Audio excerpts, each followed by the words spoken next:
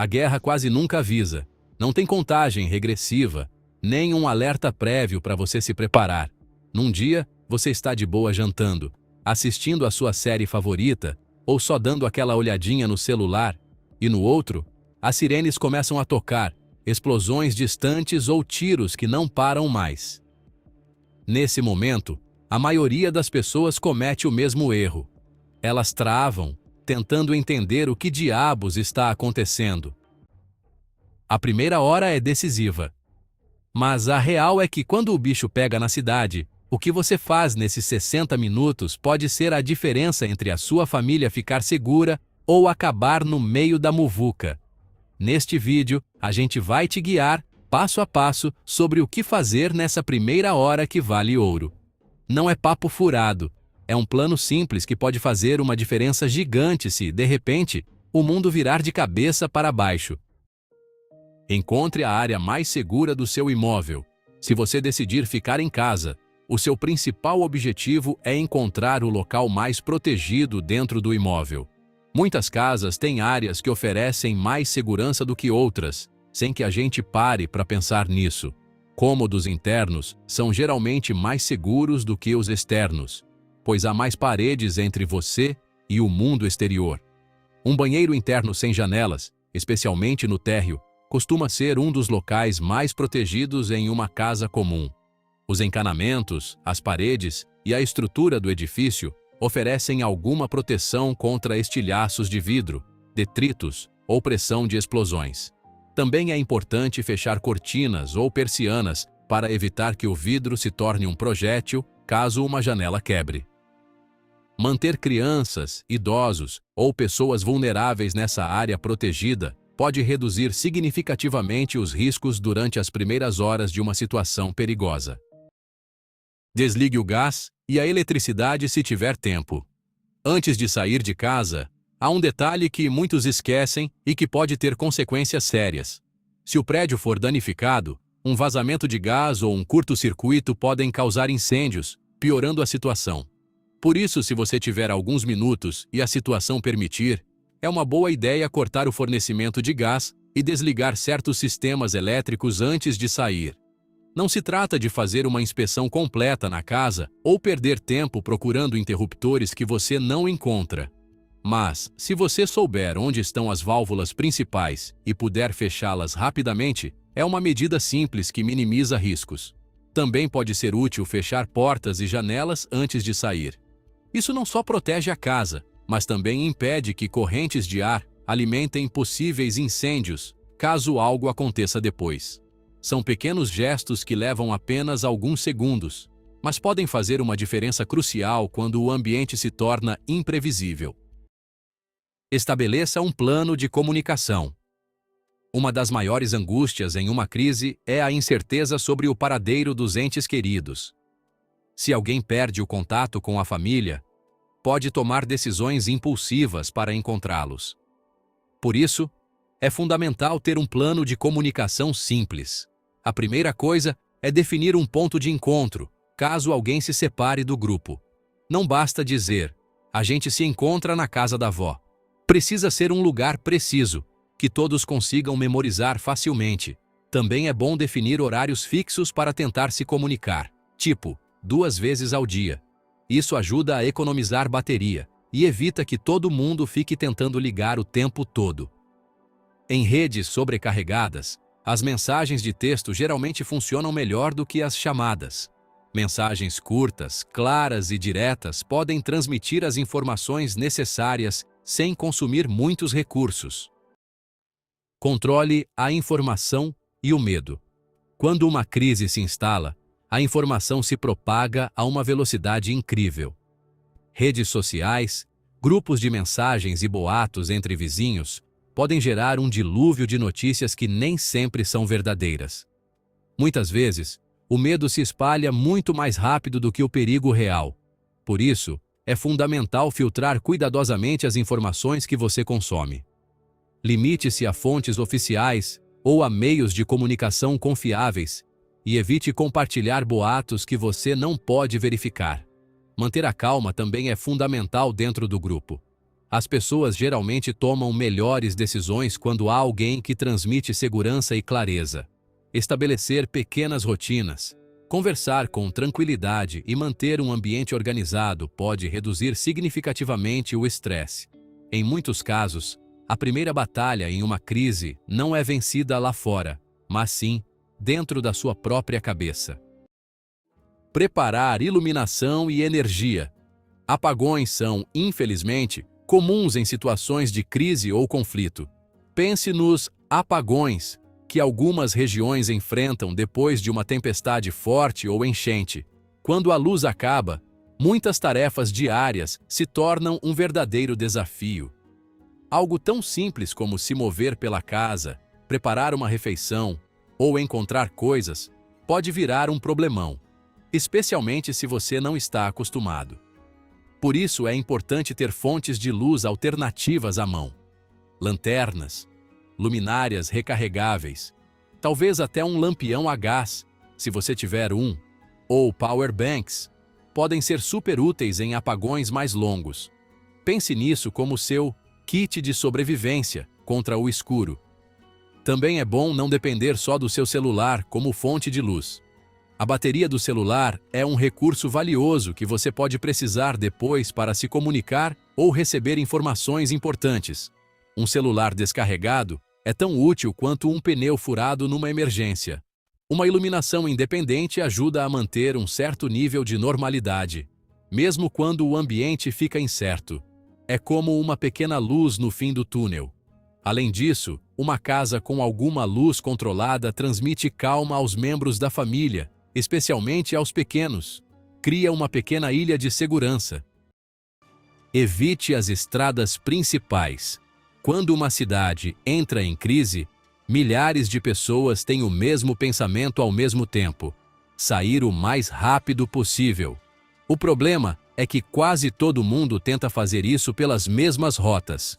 Rodovias, avenidas principais e acessos diretos muitas vezes se transformam em engarrafamentos gigantes em questão de minutos.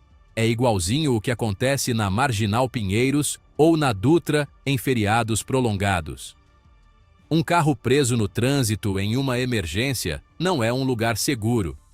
Você fica exposto, sua mobilidade é limitada e você depende totalmente do que milhares de pessoas ao seu redor estão fazendo. Por isso, é muito mais útil conhecer as ruas secundárias antes que os problemas apareçam. Ruas menos movimentadas, áreas industriais ou rotas alternativas podem oferecer uma saída muito mais rápida se as principais estiverem bloqueadas. É como usar as ruas de trás em São Paulo para fugir do trânsito da Faria Lima. Também é aconselhável ter um mapa de papel com você. Em uma crise, o GPS ou as redes de celular podem falhar ou ficar sobrecarregados.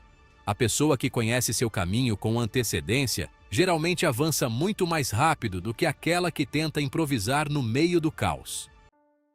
Reduza sua pegada digital. Quando algo grave acontece, o reflexo natural de quase todo mundo é sacar o celular. Queremos ligar para os nossos entes queridos, checar as notícias, enviar mensagens ou até mesmo filmar o que está acontecendo. Mas em uma situação de conflito real, o uso constante do celular pode se tornar um problema. As redes de telefonia móvel podem ficar rapidamente sobrecarregadas, com milhares de pessoas tentando se comunicar ao mesmo tempo. Além disso, em certos cenários, os telefones podem revelar a localização de quem os usa constantemente. Por isso, é prudente limitar o uso do celular ao essencial. Envie mensagens importantes e evite chamadas longas ou conexões constantes à internet. Se você tiver a opção, um rádio portátil a pilhas pode ser uma ferramenta muito mais confiável para acompanhar comunicados oficiais. Ele não depende da rede de celular, consome pouquíssima energia e permite que você receba informações sem revelar sua localização. Em tempos de crise, ter informações claras e evitar o uso desnecessário de aparelhos pode te ajudar a conservar recursos que podem ser essenciais mais tarde. Confirme rapidamente que a situação é real. Quando você ouve um barulho alto à noite, A primeira coisa que a gente pensa é que não é nada sério. Talvez um acidente, talvez fogos de artifício, tipo na virada do ano em Copacabana, ou um som distante que não te afeta. Esse momento de negação é super normal, mas pode te custar minutos preciosos. Se você ouvir explosões repetidas, sirenes, alertas no seu celular ou tiros que duram vários minutos, o mais seguro é assumir que algo sério está acontecendo. Você não precisa ficar meia hora pesquisando ou vasculhando todas as redes sociais para entender cada detalhe. O importante é confirmar rapidamente que não é um caso isolado. Um rádio, um alerta oficial ou vários sons seguidos geralmente são suficientes para você sacar que a situação é grave. A chave aqui é evitar o erro mais comum: esperar demais para que alguém confirme o óbvio. Numa crise, quem reage primeiro geralmente tem muito mais opções do que quem fica esperando ter todas as informações. Aqui vale o ditado: Deus ajuda quem cedo madruga. Você não precisa saber exatamente o que está acontecendo para se preparar. Você só precisa perceber que a normalidade foi quebrada e que é hora de agir. E informe sua família rapidamente. Uma das situações mais perigosas em uma crise é a confusão dentro da família. Se cada um tentar tomar suas próprias decisões, o caos é garantido. É como uma festa junina onde cada um solta um foguete para um lado diferente. Por isso, a primeira coisa que você deve fazer depois de tomar uma decisão é informar todos os membros da família ou as pessoas que estão com você. Você não precisa fazer um discurso longo ou explicar cada detalhe do que está acontecendo. Basta comunicar claramente que algo sério está acontecendo e qual é o plano imediato. Pense na objetividade de um samba-enredo, claro e direto ao ponto. Se um membro da família não estiver por perto, tente enviar uma mensagem curta indicando o que está acontecendo e o que a pessoa deve fazer. Muitas pessoas cometem o erro de ligar para todo mundo por minutos a fio, o que só sobrecarrega as linhas de comunicação e acaba com a bateria. Isso é como tentar apartar uma briga de galo. Inútil e ineficaz. Em vez disso, uma mensagem curta muitas vezes é suficiente para transmitir as informações essenciais. Também é importante que todos entendam que a comunicação pode ser interrompida nas próximas horas. Ter um plano claro desde o início reduz enormemente o pânico e evita decisões impulsivas que possam colocar alguém em perigo. É como um churrasco bem planejado. Todo mundo sabe o que fazer e não há surpresas desagradáveis. Pegue sua mochila de emergência. Se você precisar evacuar sua casa, existe algo que pode fazer toda a diferença entre estar preparado e improvisar. Sua mochila de emergência, o famoso kit de sobrevivência, que todo mundo deveria ter em casa. Sob estresse, a capacidade de pensar com clareza diminui consideravelmente. Sabe aquela sensação de dar um branco na hora H? É fácil esquecer coisas importantes, perder tempo procurando ou tomar decisões que não são as mais práticas. Por isso, muitos especialistas em defesa civil recomendam ter sempre uma mochila de emergência pronta, assim como a gente sempre tem um extintor no carro. Mesmo que nunca use, é bom estar preparado em casa. Essa mochila deve conter o essencial para pelo menos 3 dias. Pense em água ou um sistema de filtro, alimentos não perecíveis, um kit de primeiros socorros, documentos importantes, dinheiro em espécie, uma lanterna, um rádio portátil e algumas peças de roupa quentinhas. Se você não tiver uma mochila pronta, não tente pegar muita coisa de última hora. É como sair para o carnaval. Você precisa ser rápido, mas com estratégia. O objetivo é embalar o essencial em poucos minutos. Água, medicamentos, documentos, comida e roupas adequadas. Todo o resto pode ser substituído com o tempo. A única coisa que você não vai conseguir de volta é o tempo perdido se precisar sair correndo. Encha todos os recipientes de água. Quando pensamos em situações de guerra ou emergência, muitos logo imaginam comida, armas ou transporte. Mas o recurso mais vital nas primeiras horas é, muitas vezes, algo muito mais simples: água. Sem comida, você pode sobreviver por semanas. No entanto, sem água, o corpo humano começa a falhar em poucos dias. Além disso, os sistemas de abastecimento de água costumam ser uma das primeiras infraestruturas a serem comprometidas em conflitos ou quedas de energia. Um simples apagão pode paralisar as bombas que fornecem água para uma cidade inteira. Por isso, uma das atitudes mais inteligentes na primeira hora é encher tudo o que puder com água. Garrafas, baldes, panelas, galões ou até mesmo a banheira. Pode parecer exagero, mas essa reserva pode se tornar um recurso vital se o abastecimento for interrompido por vários dias. O importante é fazer isso rapidamente, porque quando o sistema falha, ele falha sem aviso. Muitos só percebem a importância da água quando já é tarde demais para estocá-la. Não se paralise, tome uma decisão em menos de 1 minuto.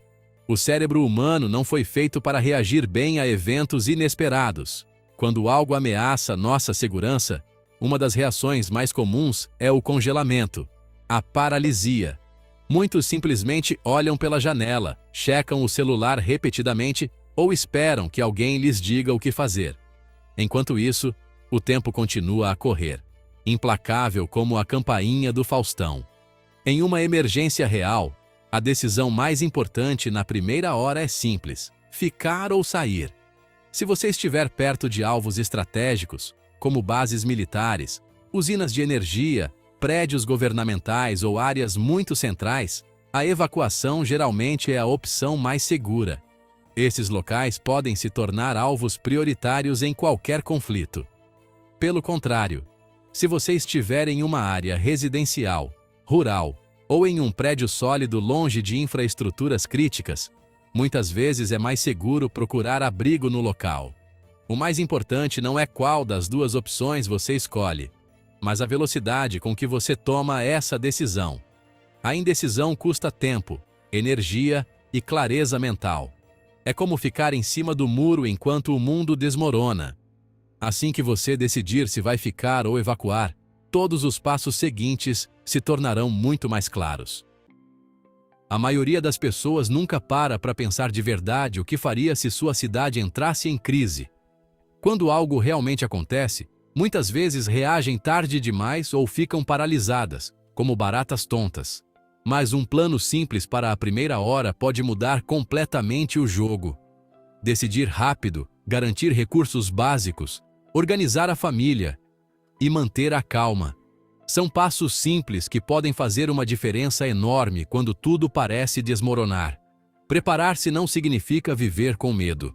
Significa ter a tranquilidade de saber exatamente por onde começar, caso o pior cenário aconteça um dia.